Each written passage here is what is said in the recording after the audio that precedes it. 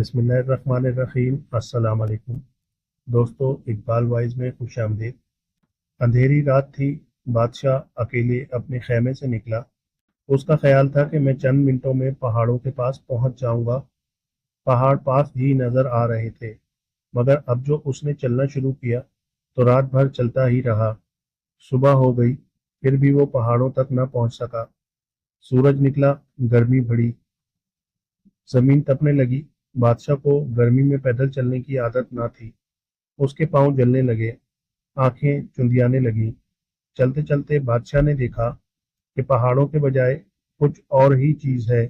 قریب پہنچا تو ایک محل نظر آیا، اور قریب گیا تو یہ شاندار محل بہت پیارا معلوم ہوا۔ یہ کالے پتھروں سے بنایا گیا تھا۔ جب بادشاہ محل کے پھاٹک پر پہنچا تو دیکھا کہ وہ آدھا کھلا ہوا ہے۔ اس نے پھاٹک کے کواڑوں کو کھٹکھٹایا، مگر کوئی جواب نہ ملا۔ کوئی شخص نہیں آیا۔ ہاں، کھٹکھٹانے کی آوازیں گونجتی رہیں۔ بادشاہ سمجھ گیا کہ اس محل میں کوئی نہیں رہتا، یہ خالی پڑا ہے۔ وہ ہمت کر کے پھاٹک کے اندر داخل ہوا۔ ایک صحن ملا، وہ ختم ہوا تو دوسرا صحن شروع ہو گیا۔ بادشاہ آوازیں دیتا ہوا بڑھتا چلا گیا۔ وہ کہتا جا رہا تھا، میں مسافر ہوں، راستہ بھول گیا ہوں، مجھے راستہ دکھاؤ۔ ان آوازوں پر بھی کوئی نہ آیا۔ اس کی آواز گونجتی رہی۔ آخر تھک ہار کر وہ ایک بڑے سے کمرے میں گیا۔ کمرے کی دیواریں کالے پتھروں کی تھی اور چھت بھی کالی تھی۔ کمرے کے بیچوں بیچ ایک فوارہ تھا۔ فوارے کے چاروں طرف پیارے پیارے پرندے اڑ رہے تھے۔ بادشاہ نے سوچا، چلو کوئی تو جاندار چیز اس اجاڑ محل میں نظر آئی۔ بادشاہ فوارے کی منڈیر پر بیٹھ گیا، منہ ہاتھ دھویا، چلو بھر بھر کر پانی پیا۔ فوارے کے حوض میں اندر ہی اندر سے تازہ پانی آ رہا تھا، بہت صاف شفاف جیسے چاندی۔ پرندے چہک رہے تھے۔ یکایک کسی کے گانے کی آواز آئی۔ آواز بہت ہلکی تھی۔ بادشاہ نے کان لگا کر سنا اور پھر اس طرف کو بڑھا جدھر سے آواز آ رہی تھی۔ بائیں ہاتھ کو ایک دروازہ تھا، اس پر پردہ پڑا ہوا تھا۔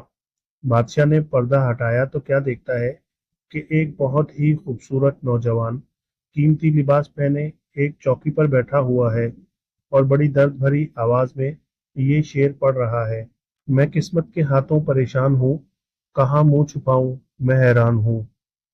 نوجوان نے بادشاہ کو دیکھا تو چپ ہو گیا۔ کچھ دیر دونوں ایک دوسرے کو دیکھتے رہے، پھر وہ نوجوان بولا، آؤ مسافر آؤ، میں کھڑے ہو کر آپ سے ملتا، مگر مجبور ہوں، معاف کرنا۔ یہ کہہ کر اس نے اپنے ہاتھوں سے چہرہ چھپا لیا اور رونے لگا۔ بادشاہ کو تعجب ہوا کہ یہ حسین نوجوان کیوں یہاں اکیلا بیٹھا ہوا ہے اور کیوں اتنا اداس ہے۔ وہ اس کے قریب آیا اور بڑی محبت سے پوچھا، تم کیوں روتے ہو؟ جس کا یہ حال ہو جو میرا ہے، وہ روئے گا نہیں تو کیا کرے گا؟ یہ کہہ کر نوجوان نے اپنا کرتا اٹھایا۔ بادشاہ یہ دیکھ کر حیران رہ گیا کہ نوجوان کا سینہ اور پیٹ پتھر کا ہے۔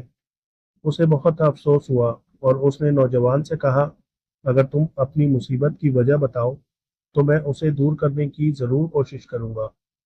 یہ سن کر نوجوان نے ٹھنڈی سانس بھری اور بولا، اے شخص، میری کہانی سن۔ میرا نام ابو سعید ہے۔ میں کبھی ایک بھرے پورے ملک کا بادشاہ تھا۔ دنیا بھر کا آرام مجھے میسر تھا، لیکن ہائے، اب کچھ بھی نہیں رہا۔ سارا ملک اجڑ گیا، صرف میں اکیلا رہ گیا، لیکن میں بھی نہ زندوں میں ہوں نہ مردوں میں۔ پتہ نہیں کن گناہوں کی سزا مجھے مل رہی ہے۔ اتنا کہہ کر نوجوان رکا اور بولا، ہاں، میں یہ پوچھنا تو بھول ہی گیا کہ آپ کون ہیں اور آپ کا نام کیا ہے؟ بادشاہ نے کہا، میں اس ملک کا بادشاہ ہوں، میرا نام سلطان ہے۔ ہائے ہائے، تو اس ظالم نے مجھے یہاں لا کر بندی بنایا ہے۔ ابو سعید سر پیٹ کر بولا، کون ظالم؟ بادشاہ نے پوچھا۔ ٹھہریے، میں آپ کو ساری کہانی سناتا ہوں۔ ابو سعید نے کہا، مجھے حکومت کرتے 5 سال ہو گئے تھے، لیکن میں نے ابھی تک شادی نہیں کی تھی، کیونکہ میری نظروں میں کوئی لڑکی جچتی ہی نہیں تھی جس سے میں بیاہ کرتا۔ ایک دن ایک لڑکی میرے دربار میں آئی، بہت خوبصورت जैसे 14वीं का चांद। उसने कहा कि मैं एक मुल्क की शहजादी हूँ। मेरे मुल्क पर दुश्मनों ने कब्जा कर लिया है। मैं किसी न किसी तरह जान बचाकर भाग आई हूँ। खुदा के लिए मुझे पनाह दीजिए। मैंने उसे महल में रख लिया और कुछ दिन बाद उससे शादी कर ली। मेरे अजीजों और वजीरों ने बहुत मना किया। उन्होंने कहा, ऐसी लड़की से शादी करना ठीक नहीं जिसे आप जानते न हो। मगर मैं ना माना और उसे अपनी मलिका बना लिया। हमारी शादी को 1 साल गुजर गया। एक दिन मैं महल के एक दरख्त तले बैठा था कि नींद आने लगी। मैंने आंखें बंद कर ली। इतने में मेरी दो नौकरानियां उधर से गुजरी। वो समझी मैं सो रहा हूँ। उनमें से एक लड़की बोली कि कितने अफसोस की बात है कि हमारी मलका बादशाह को धोखा दे रही है। दूसरी ने कहा, ए बहन, वो बड़ी बदजात और मकार औरत है। देख लेना, एक दिन बादशाह को मारकर सारे मुल्क पर कब्जा कर लेगी। सच कहती हो, मेरा भी यही ख्याल है। वो बादशाह को जान से मारकर ही रहेगी।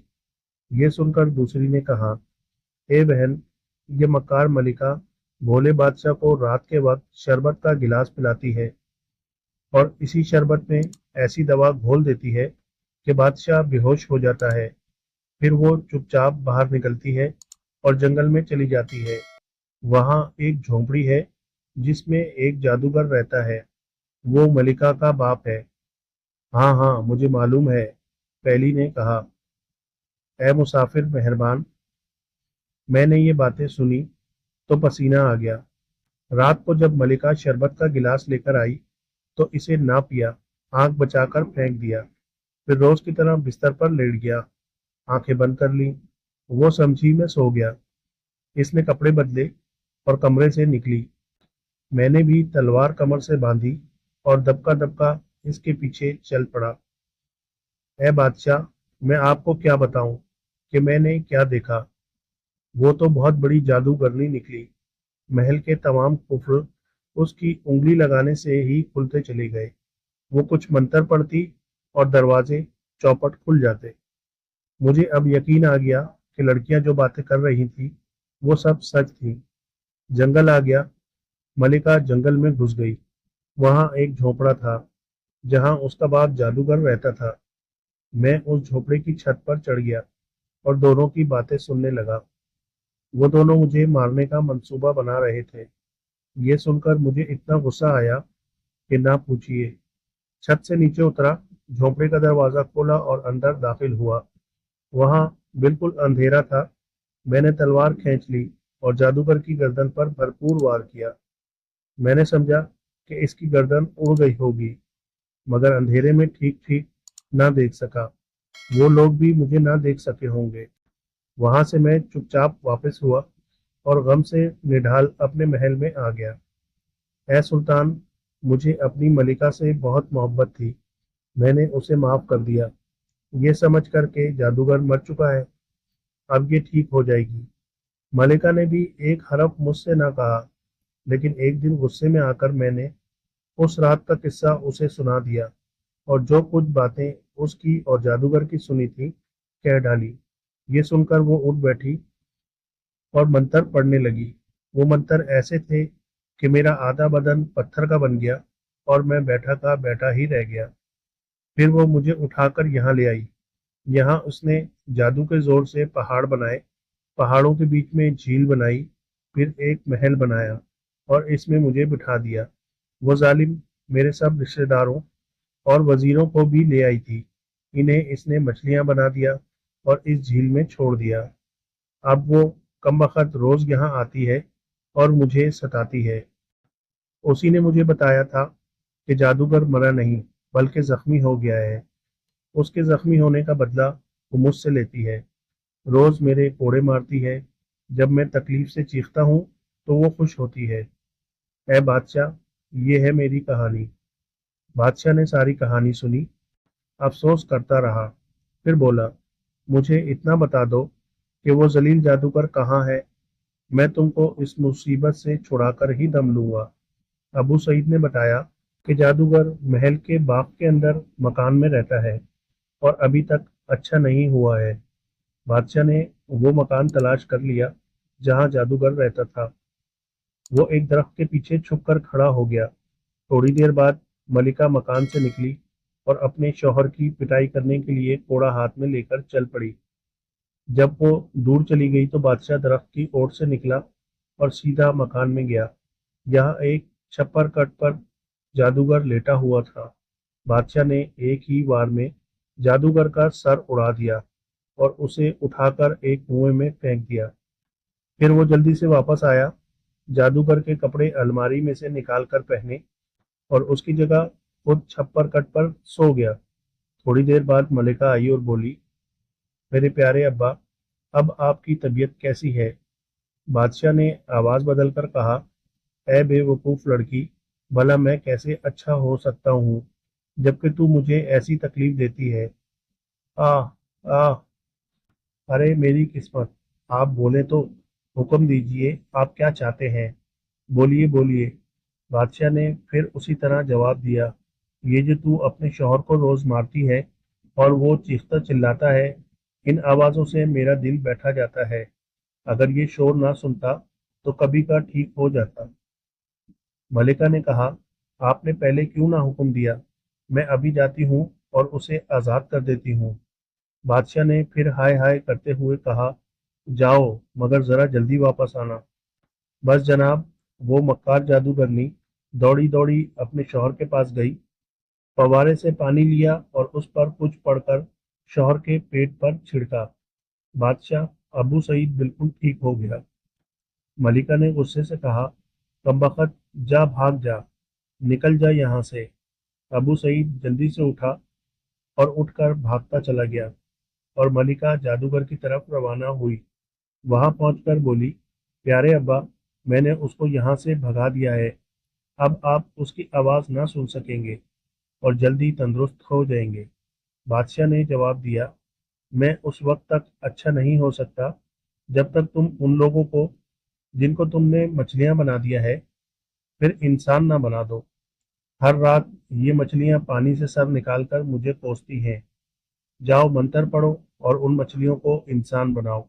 मलिका यही समझती रही कि उसका बाप जादूगर उसे हुक्म दे रहा है। वो झील की तरफ गई और मंत्र पढ़े। कितने ताज्जुब की बात हुई, उस सुनसान जगह में यकायक इंसान फिरने लगे और खूब चहल पहल हो गई। मलिका जादूगर के पास आई और बोली, मेरे प्यारे अब्बा, आपका हुक्म पूरा हो गया। अब उठिए, दवा पी लीजिए। ये कहकर जूं ही मलिका ने बादशाह को सहारा देकर उठाना चाहा, बादशाह की तलवार हवा में लहराई, बिजली की सी चमकी और मलिका का सर कटकर दूर जा पड़ा। उसके साथ ही झील और पहाड़ भी गायब हो गए। बादशाह ने खुश होकर इतनी जोर का नारा लगाया जैसे कोई किला फतह कर लिया हो। अबू सईद एक दरख्त की आड़ में छुपा खड़ा था। इसने बादशाह का नारा सुना तो दौड़ा दौड़ा आया और बादशाह के गले में बाहें डाल दी। आपने कमाल कर दिया, मैं आपका एहसान सारी उम्र ना भूलूंगा। मगर वो जादूगर कहाँ है? वो शैतान जिसने मुझ पर ये सब जुल्म ढाए? बादशाह मुस्कुराया और बोला, वो कुएं में पड़ा है, उसको भी मैंने ठिकाने लगा दिया था। अच्छा, अब आपका यहाँ रहना मुनासिब नहीं, मेरे शहर चलिए, कुछ दिन वहाँ आराम करना, फिर अपने वतन को चले जाना। अबू सईद ये सुनकर मुस्कुराया और बोला, मैं आपका हर हुक्म मानूंगा। आज से आप मुझे अपना बेटा समझिए। बादशाह ने जवाब दिया, मुझे तुमसे इतनी मोहब्बत है जितनी एक बाप को बेटे से होती है, और किस्मत से मेरा कोई बेटा भी नहीं, सिर्फ एक बेटी है। आओ अब चलें, अपने रिश्तेदारों और वजीरों को भी ले लो। बादशाह अबू सईद और उसके रिश्तेदारों और वजीरों को लेकर अपने शहर की तरफ रवाना हुआ। रास्ते में बादशाह ने अबू सईद को उस लड़की और हबशी का किस्सा सुनाया जो मछलियों से आकर पूछते थे कि क्या तुम्हें अपना वादा याद है? अबू सईद ये सुनकर बहुत हैरान हुआ और बोला, मुझे पता नहीं कि वो कौन थे। हो सकता है वो जिन हों और इस तरह वो आपको इस जादू नगरी तक पहुंचाना चाहते हों। इतने में बादशाह का शहर आ गया। सारे लोग खुशी से नाचने लगे। रात को घर घर दिए जलाए गए, खूब चिरागा हुआ, बड़ी खुशियां मनाई गई। कुछ दिन के बाद बादशाह ने ऐलान किया, "ऐ लोगों, ये मेरा मुंह बोला बेटा था, अब सचमुच का बेटा बन गया। मेरे बाद यही इस मुल्क का बादशाह होगा।" अबू सईद ने कुछ दिन बादशाह के शहर में आराम किया, फिर अपने रिश्तेदारों, वजीरों और दुल्हन को लेकर अपने मुल्क चला गया। और जब बादशाह अल्लाह को प्यारा हुआ तो वो इस मुल्क का भी बादशाह बन गया। तो दोस्तों, कहानी पसंद आई हो तो प्लीज़ लाइक कीजिएगा, शेयर कीजिएगा। तो मिलते हैं इसी तरह की नई कहानी के साथ। अल्लाह हाफिज़।